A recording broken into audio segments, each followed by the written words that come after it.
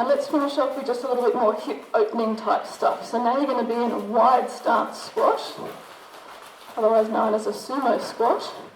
No arm support, and we'll just do a few down and up movements and see how that feels. So the idea here is that we're keeping the knees as wide as we can, and at least initially, torso upright. Try not to let your ankles roll in as you go down and up. A nice thing to do is to put a little bit of extra weight on the little toe side of your feet, just to make sure that you're not looking like this. This is not the movement. All right, let's go down, comfortable depth, because we might be here for a little while, and do some little side-to-side movements. Think about, put all of your attention into these muscles at the back of the hip joints and try to get them to pull the knees wide and keep them pulled wide. And they might start to cramp in protest because you're asking them to hold this position. Make your side-to-side movement a little bit bigger. What do the knees and the ankles feel about this? All sorts of side-to-side leg exercises like Cossack squats, etc. So we want to feel, what do the knees and ankles feel about this movement? Are you breathing?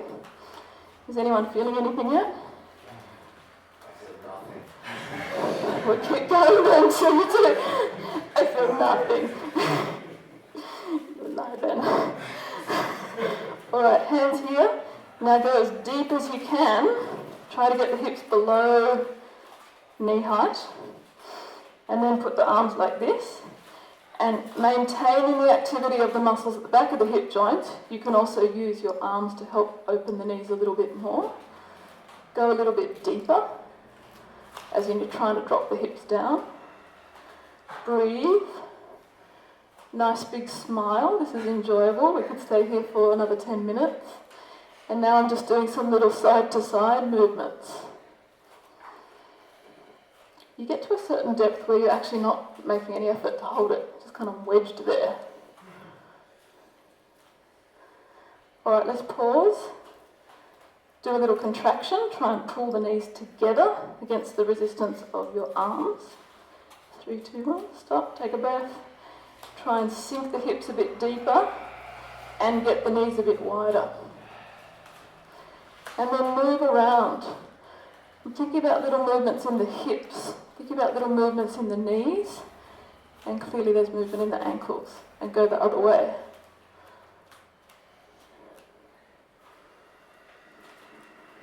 Good. Okay, fingertips, jump the feet a bit wider, so you can come to full squat. Full, wide foot, wide kneed squat. Use your arms to press the knees back. But still think about whatever you can activate to pull the knees wide yourself. Do that. Is everybody sufficiently warm now? Yeah? Now move around. All about joint mobility, so doing things statically doesn't help with that hugely, so just move around a little bit. How do the knees feel? Ankles, hips, all of that. Do some little flexions of the spine and come a little bit lower. You can use the elbows to kind of help lever you through. You could reach through and hold the back of the ankles, pull down, and then same little movements. Move around. Might be all sorts of cramping happening in all sorts of places. Get used to that sensation. Cramping isn't necessarily bad. You feel uncomfortable. Just weakness. Just remember, it will stop when you stop it. Just a sensation. Bless you. Alright, fingertips. Step about hip width apart. Feet a bit more parallel now. And test your full squat. Can you do a full squat in that position? If you can't do it with the feet completely parallel, then by all means let them turn out a little bit. That's okay. And then just wriggle around in this position. No particular movement, just holding a squat. You can? Yep. Or as Marcus did, you can get a little heel lift, or you could go to a pole or a ladder bar and hang off something. Okay, back to the toes. Fingertips on the floor here for a bit of stability. I'm going to come right up maximum toe bend and then try and sit my bum on my heels. So this is bending the toes. Heels are now as pulled up off the floor as you can to see how the toes feel about that. You can do it as a balance exercise John's doing. But then we're going to move around a little bit. I'm doing some subtle left-right shifts just to see how the toes feel about that. Also gauging how your knees are feeling. Just holding quite a long held squat. Now let's all go fingertips back on the floor because now we're going to do some forward backwards, really loading up those toes.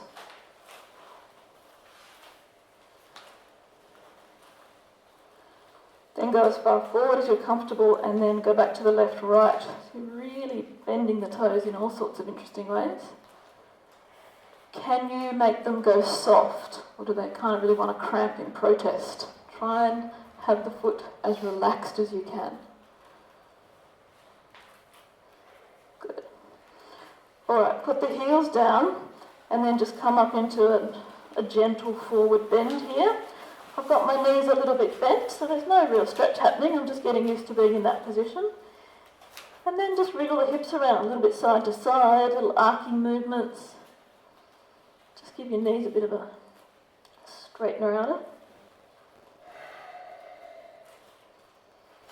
Okay, and then just pause and try maximally rolling out to the outside of your ankles.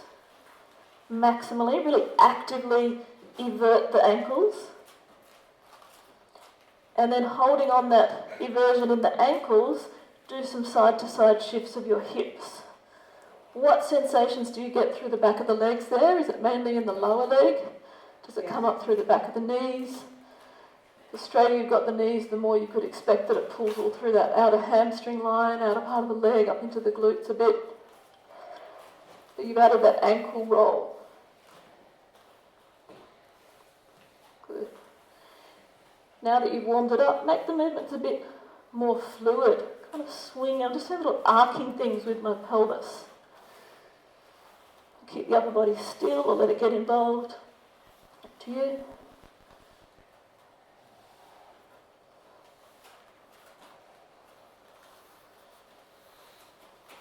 Good. All right, take a deep breath in. Up you come.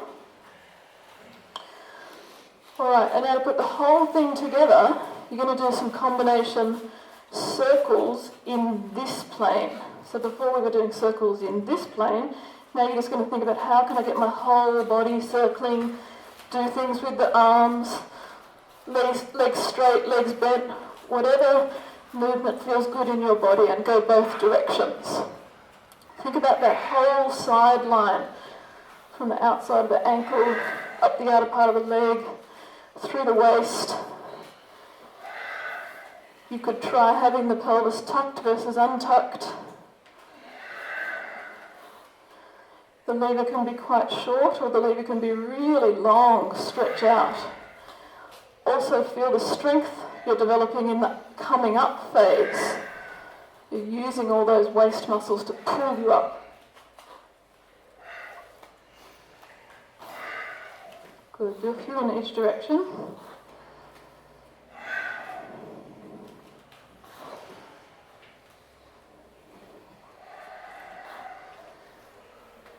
Good.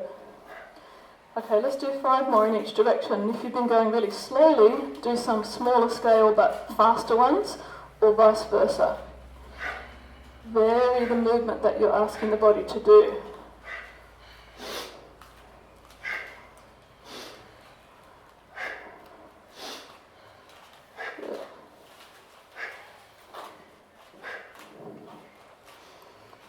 Excellent.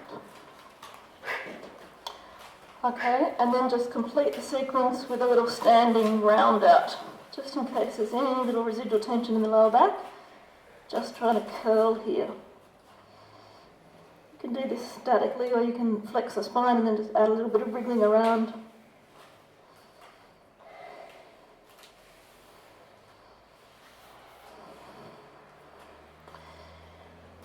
And then when you're ready, come down onto all fours.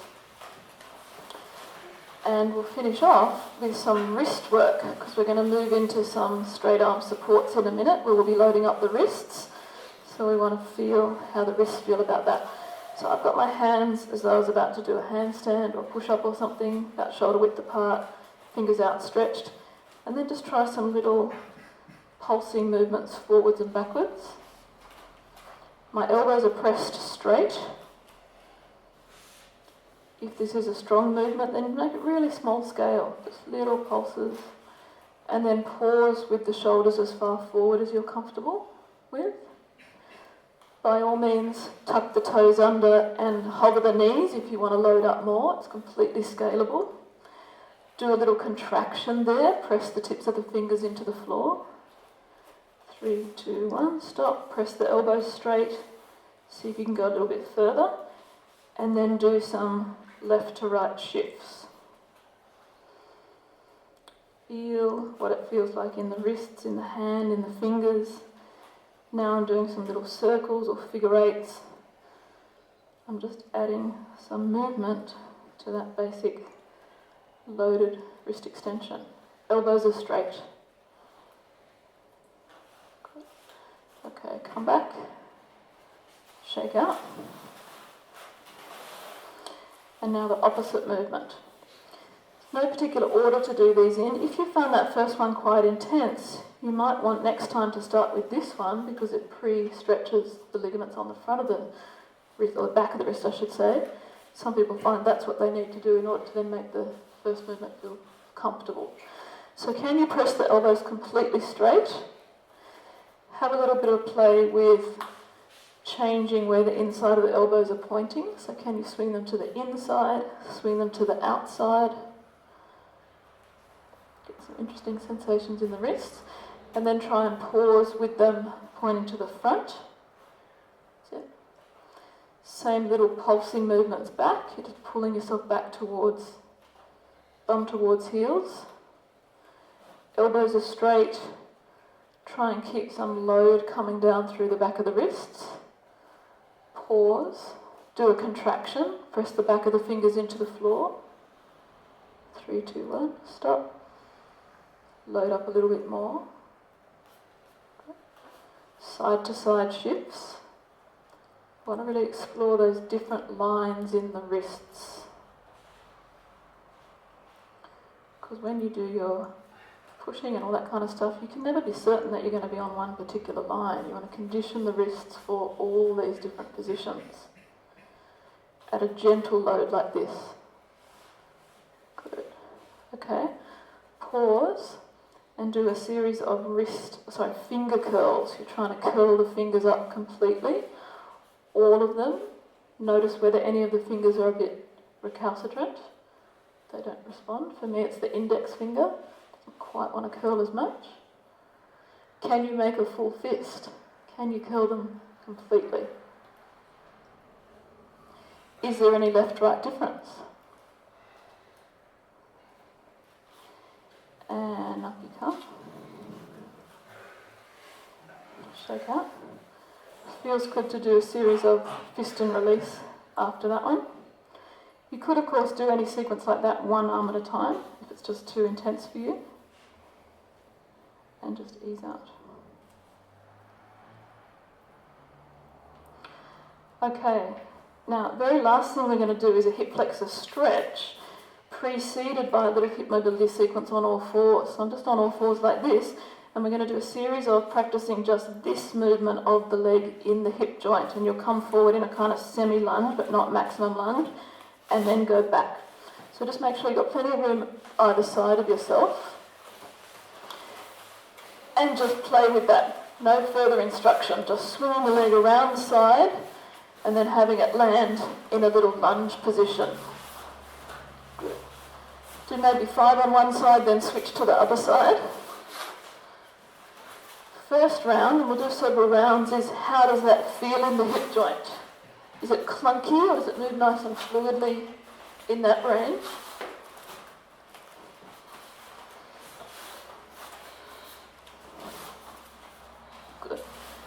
Okay, back to the first side. This time do it really slowly, so maybe over a 5 count. 1, 2, 3, 4, 5.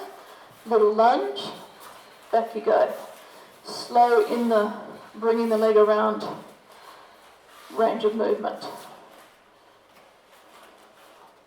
Good. Then same thing on the other side.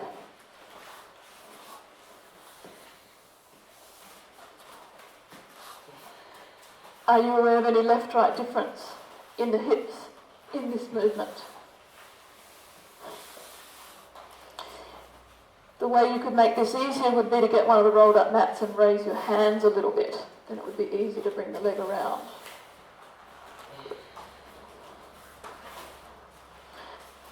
Okay, go back to the first side. Any speed you want to do it at, and every now and then I'm going to say stop, and wherever you are, you just have to stop and hold that position. Okay, so off you go. Any movement, don't anticipate. Stop.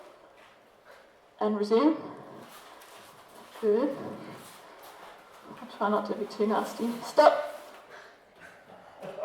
Go back. Wherever you are, go back. Good. Keep going. Keep going. Good. Keep breathing. Stop. Go forwards again. Keep going the forward direction. So changing the direction, changing the speed, having to hold various positions. Good. Okay, change to the other side if you haven't already. Keep going. As you're warming up the lunge movement, you might find you can sink into a slightly deeper lunge every time you have the foot to the front. Stop. And go backwards. Good. Keep going. Stop.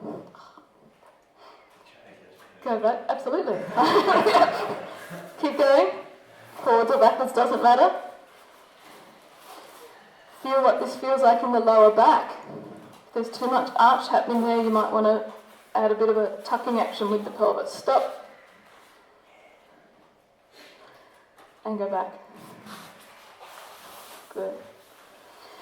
Okay, if you know you've got a tighter side through the complex quad hip flexor, then start with that knee to the back. Now we'll just do a static stretch. One of the complexes we find we really need to work on in a flexibility sense is getting enough freedom of movement in the hip flexors so that you'll be able to activate your glutes when we do all the glute activation. There's a reciprocal inhibition there. Hip flexors are too tight. It literally inhibits your capacity to activate your glutes. Glutes are really the most powerful muscles in the body. Very important to get them active and get them strong. But if you're very tight in the hip flexors, you're going to find that very difficult, if not impossible. And we know that the hip flexors are generally the most tight muscle in the world, or in the West anyway, in the Western world. Let your hips sink through. Sink through. Feel how that feels. Yep, if you want to go to an elbow support, you can go to an elbow support. And then just move around a little bit on that back kneecap. Try rolling from the inside to kind of the middle, outside. Trying to explore all those different lines at the front of the leg, front of the hip there. Try and find what's the tightest line. Pause there. Use a little bit of a attempted hand dragging action to pull the hips deeper. So that will engage your lats to help pull you deeper into the lunge. You can also use the hamstring of that front leg. Whatever force you can employ to get the hips deeper, do that. And now let's do a contraction, a scissoring contraction. So both legs, you're trying to scissor them together. Back knee, you'll be dragging it through. Front foot, you'll be pushing it down and try to hook it back. Keep going and put some real effort into that. Keep going, scissoring, scissoring. And slowly stop contracting. Take a deep breath in. And as you breathe out, go limp again, apart from your arms, which are supporting you a little bit. And then let's all try going down onto our elbows.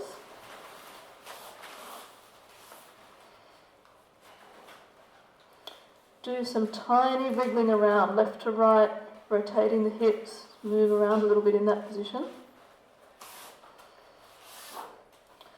Pause on your tightest line, tuck the toes of the back foot under, and super, super slowly start to press out through the back heel. Do not let your hips come up away out of that deep lunge. Press out through the heel.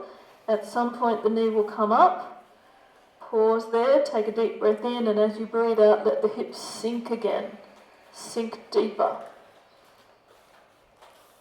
Good. Pressing out through the back heel, you probably find it pulls it down into the quad a little bit more. Or it might just make that first hip flexor stretch a bit stronger. Okay, put the knee down and come up and press yourself back. So just a little warm-up stretch. And same thing on the other side. And that'll be the last thing we do in this little sequence. So starting up on a straight arm support, before you employ any real force of any sort, just how far do the hips come down and through into the lunge? How do they feel? You've already warmed up a lot of the hips by all the standing stuff with you. Then try that little moving around on the back kneecap, inside edge, through the middle. Trying to find the tightest line, and it might be different one side compared to the other. And when you have found that tightest line today, just pause there and try that scissoring contraction. Much effort as you can, get the legs involved. You could even do that with the arms off, really load up as you try and do contraction. Good. How much can you drag the back knee and push and hook the front foot? Stop contracting, take a deep breath in, and as you breathe out, sink a little bit more. Use that hand dragging action, use the hamstring of the front leg to pull you deeper. And then try going down onto the elbows. Even if that tipped you off to one side a little bit, don't worry too much about that, or you could get a rolled up mat. And then tuck the toes of the back foot underneath. And super, super slowly, if someone were watching you, they couldn't really see anything changing as you press out through the back heel. Don't let the hips lift up out of the lunge in order to get the knees straight. Take a breath in, and as you breathe out, let the hips sink more. Breathe deeply. You could repeat the scissoring contraction here with the back knee off the floor. It'll feel a little bit different.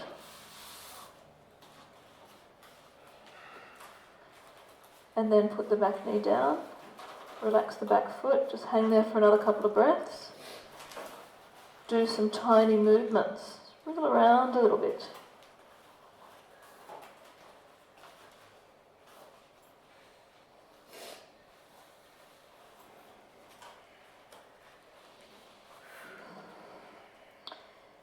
And when you're ready, take a breath in, come up onto the hands, and press your hips back.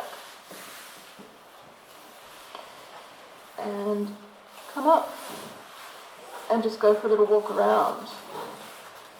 How does the body feel? We've warmed up all the joints, lots of different ranges of movement.